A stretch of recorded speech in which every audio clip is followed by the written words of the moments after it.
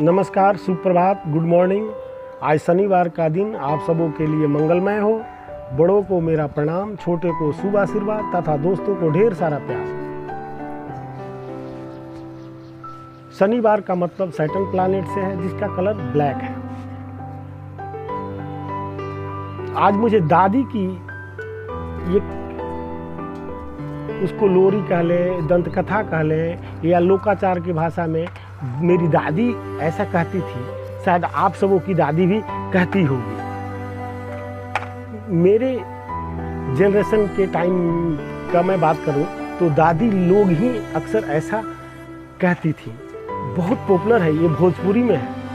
ओका बोका तीन तड़ोका, लौआ लाठी चनन काठी, का खाला तो दूध भाता, कहाँ सुतेला तो वन में, नाम कहा तो रघुआ।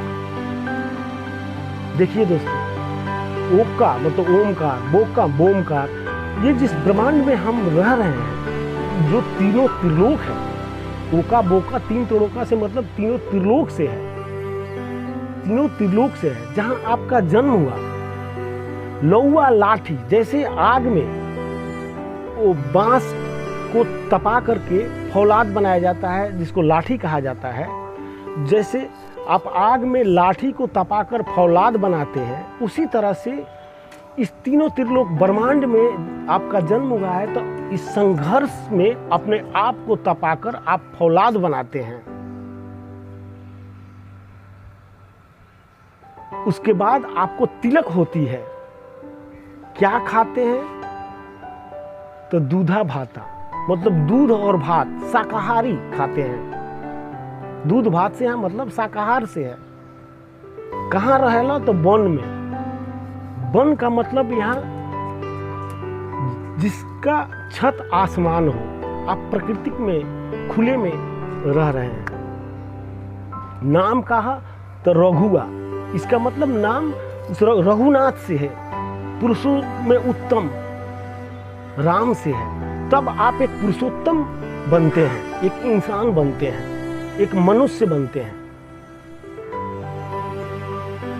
कहने के लिए दोस्तों ये तो भोजपुरी भाषा है, भोजपुरी में है, लेकिन इसके पीछे कितना बड़ा गुणार्थ है, कितना बड़ा यथार्थ है, समझने की दरकार है। नहीं तो दोस्तों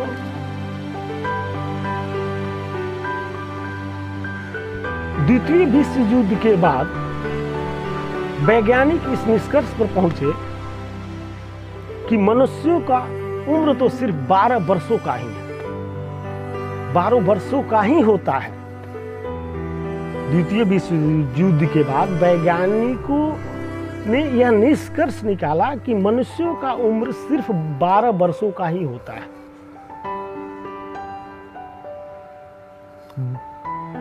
बाकी तो 12 वर्ष के बाद तो मनुष्य रह नहीं जाता।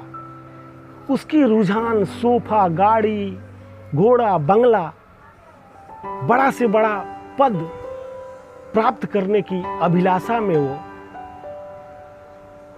इंसानियत को भूल जाता है, अपने नेचुरल स्वभाव को भूल जाता है।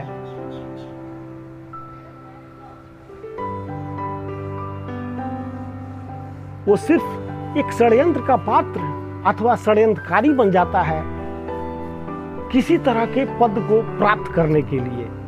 12 वर्षों के बाद तो मनुष्य जो निष्कपट, निश्चल, निस्वार्थ 12 वर्षों तक बालक जो होता है, कोई बच्चा होता है, वो मनुष्य का असली गुण है। जीसस क्राइस्ट ने कहा है, मेरे प्रभु के दरबार में वही प्रवेश करेगा जो बच्चों की तरह भोला भाला होगा।